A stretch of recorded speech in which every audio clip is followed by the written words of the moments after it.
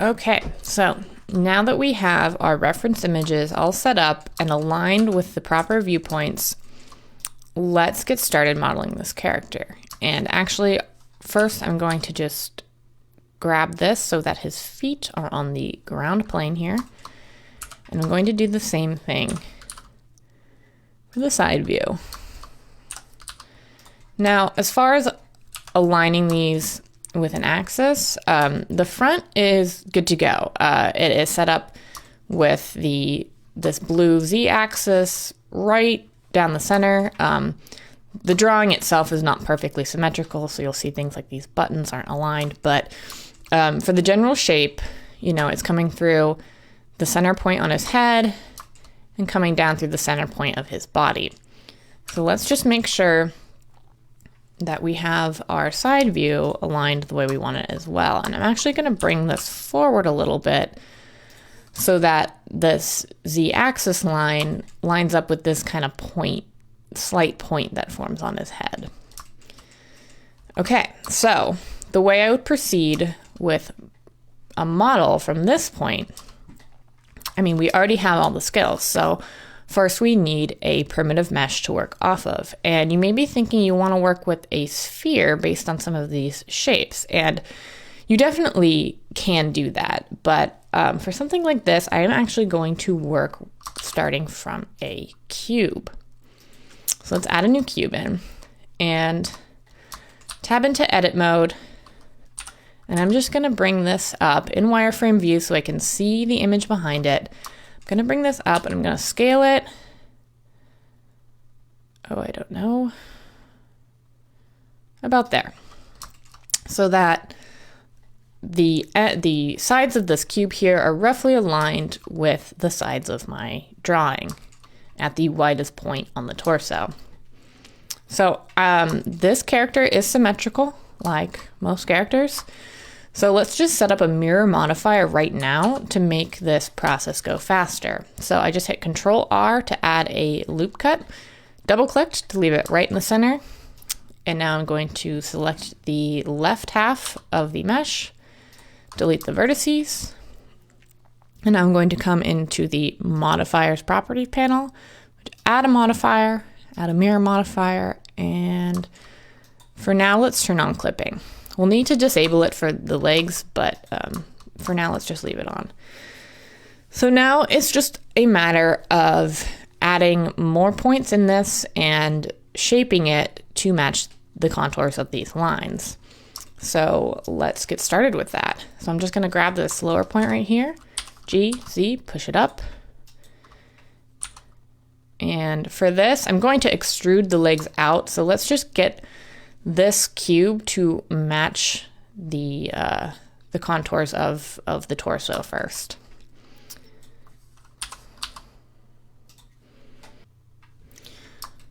Okay.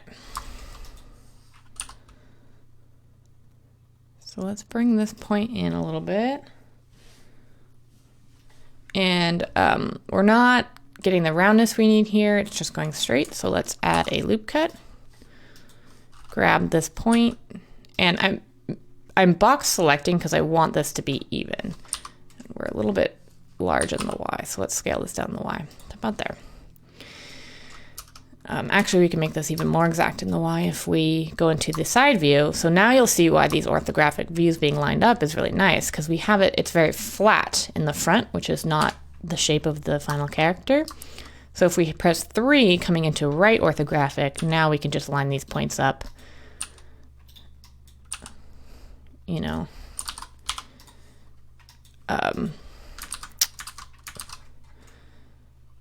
with the side views.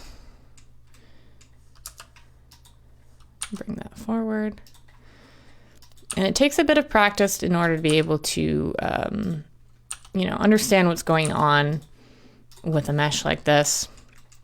You can always make these sort of internal lines flat if you want, if it helps. So like you could select this whole loop, S, Z, and 0 would make it completely flat so that when you come into side view, it's just a little bit easier to see what you're doing.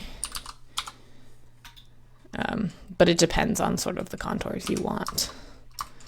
So we have a very rough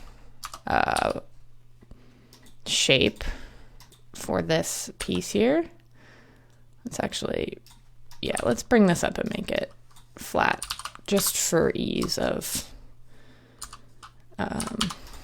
visualizing what we're doing at this early stage. And we can put in our angles and things a little bit later.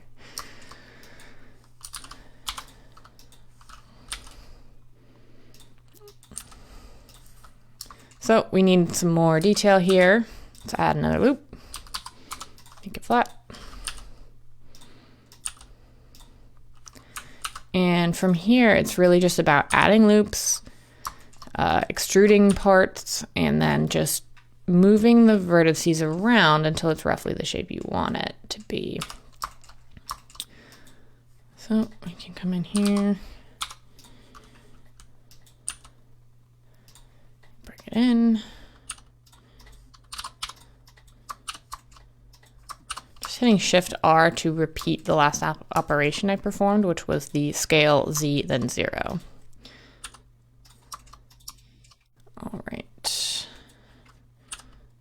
So we have clipping on, so I can pretty freely transform these and it will remain snapped to the center.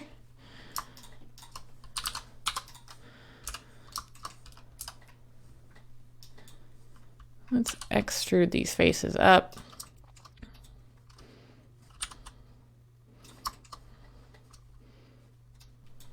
And let's extrude these arms out to about the wrist, scale it down, and then same thing, just add edge loops, scale them, move them, rotate them as needed for your reference.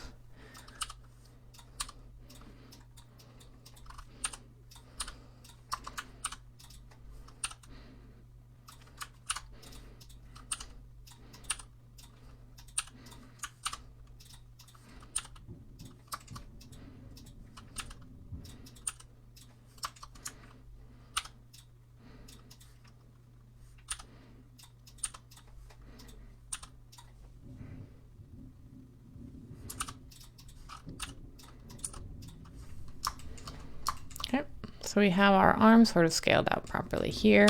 We can check it against this piece. Now, I said we may need to move this around a little bit, and we do. So let's just move this image. And now we can start grabbing these pieces from the top. And all I'm doing is box selecting, pressing G, and moving them in orthographic mode. Nothing fancy. It is just a matter of patience, really.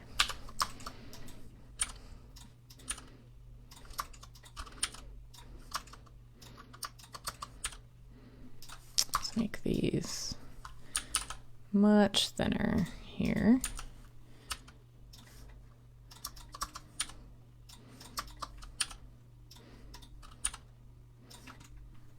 Okay. I actually need, and this is why it's important to have multiple sides, because it can look really good on one side and then you look at it in perspective mode and it is totally off. So we need this face to come out to here, actually.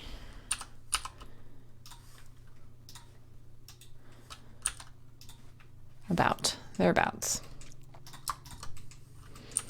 You could probably bring this up to be flat. And don't forget to be checking these things constantly in perspective mode as well. It's very easy to get sort of lost with orthographic mode and kind of lose the big picture of the piece, but always be checking it in perspective mode. Obviously it's quite blocky right now, but we're going to fix that. We just want to keep the number of vertices in this as low as we can until we have something closer to a shape that is the final shape. Because the fewer vertices that you have to work with, generally the easier it goes. So Now I want to extrude these legs. I need to turn off clipping so that I can make this separation for the gap here. E to extrude them, and then just grabbing the points and lining them up. I'm not being too exact on this silhouette line because we just don't have enough vertices at this point to make it very exact, but we're going to keep adding to it, so we'll get there. It's best to get the rough form in first and then slowly add layers of detail.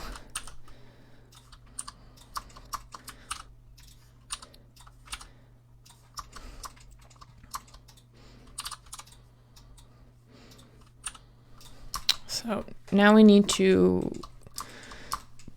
extrude for the head. So let's turn clipping back on. And let's make sure we have this face selected.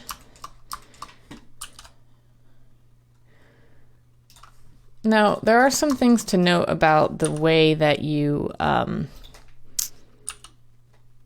model for characters. So this is interesting. So I have clipping on, but you'll see that these are still creating a hole in this mesh. It's because this point was not close enough to this point to have been merged.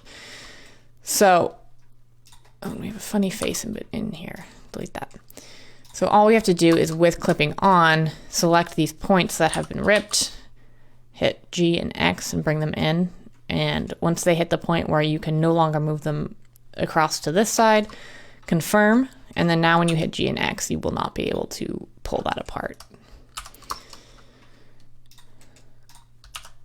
All right, so there are certain things to note when modeling things like characters. If you plan to animate them in any way, the topology needs to be done in such a way that when you deform this mesh for animations, you will not get strange angles and artifacts. But that is probably a topic best covered in a dedicated character course. So I am trying to keep the topology as clean as I can here, but I am not a character modeler by trade, and I do not plan to animate this mesh.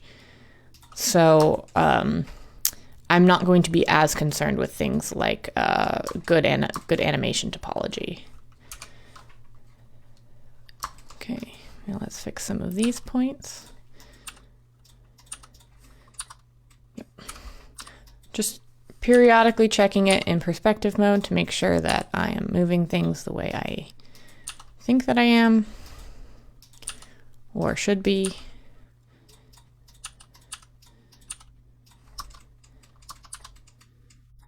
So this point needs to come further back.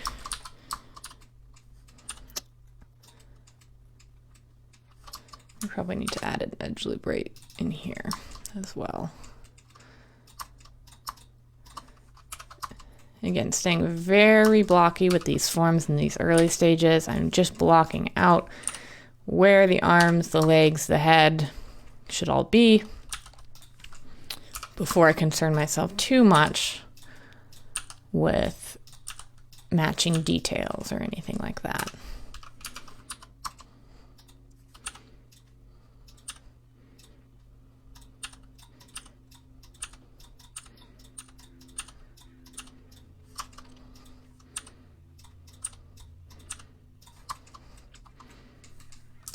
Okay, let's look at our mesh. Head is still kind of a funky shape, and it is it's up to you as the 3D artist to, you know, interpret 2D in a way that makes sense in 3D. So, I mean, if you match your concept exactly, your model sheet exactly, but it does not look right, so to speak, you know, that is really up to you to interpret those changes, the changes that need to be made in a way that is appealing in 3D, because this is all about making things 3D. So if it's not appealing in 3D, you have a problem.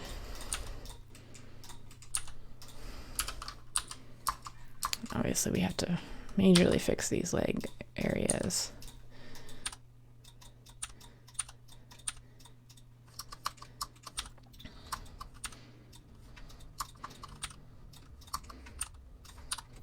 let's look at this in perspective and just do some edits based on eyeballing it.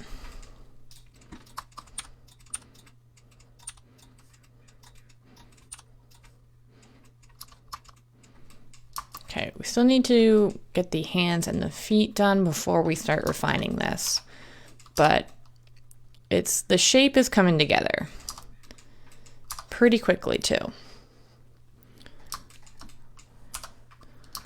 All right, so the feet I'm gonna do from the side view. Let's flatten this and scale it just so we have a little bit cleaner lines to work with. It's E to extrude down to the bottom. Now I'm gonna look at this in perspective. Yeah, so I'm gonna take these two faces and extrude them out for the heel. And, you know, if you're doing a more humanoid, I mean, I guess he is humanoid in the sense that this character has, you know, is bipedal, has 2 arms, 2 legs, 2 eyes. But obviously it's not a human character, so there are some distinct differences in anatomy. But if you're doing a human character, having some knowledge of basic anatomy and, you know, kind of anatomy in the way that artists know anatomy is going to help you immensely here.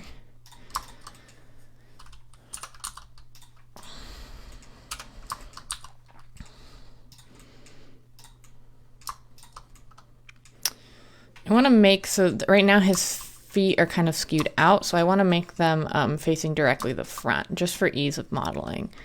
Let's do R and Z and make it more that direction. And extrude it out. And then shape it, add loop cuts. Okay, let's look at this in perspective. That's roughly the shape we want for our feet, looks good. And now we need to do the same with the hands. I'm going to do it in the top view because this gives us the most clear view of our hand. Let's flatten this out, S, X, and 0, just to make it easier to work with, because it is easier to box select and align these verts when they are aligned. Okay, let's E to extrude to about here. Scale it on the Y axis to make it a little bit wider. Cool. So now we need to extrude from here to this point, from here to this point, from here. So we're going to need some loop cuts. Control R, right between those two. Let's select this one. E, extrude out the length.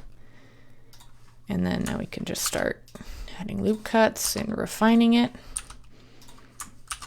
Add one there. Scale this in.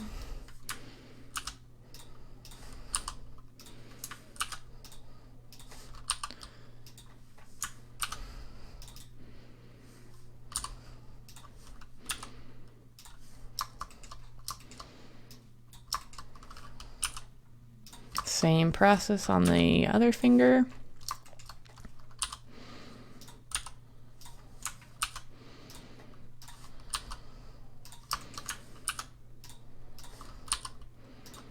And just kind of as a general rule for modeling from reference this way, is you just want to look at the angles of your drawing, and when you're first blocking it out, just match the most extreme points with geometry. So what I mean by that is when you look at like this curve here, and I'm sorry it's getting so pixelated because I'm very zoomed in, but you have a point here which represents a wide part, a point here which represents the narrow part, and then it widens again, and then it narrows again. So I'm just matching my points to those extremes, and then we'll worry about smoothing out those curves later on, once we have our sort of blocky version finished.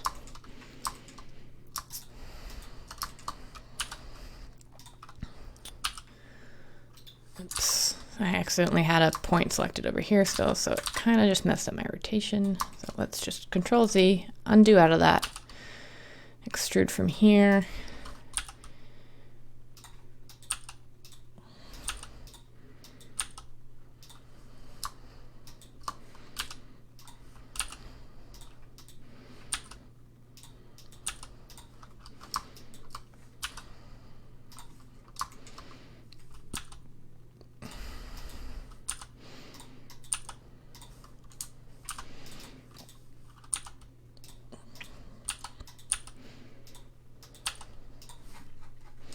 Okay, we need a little bit more geometry here, obviously.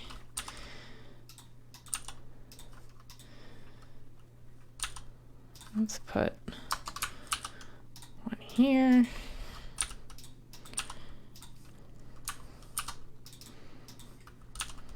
And one there. Okay, so let's look at this.